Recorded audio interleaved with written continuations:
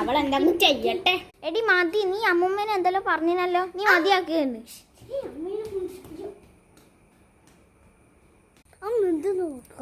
Dance പോലും കളിക്കാൻ പറ്റൂല മോളെ.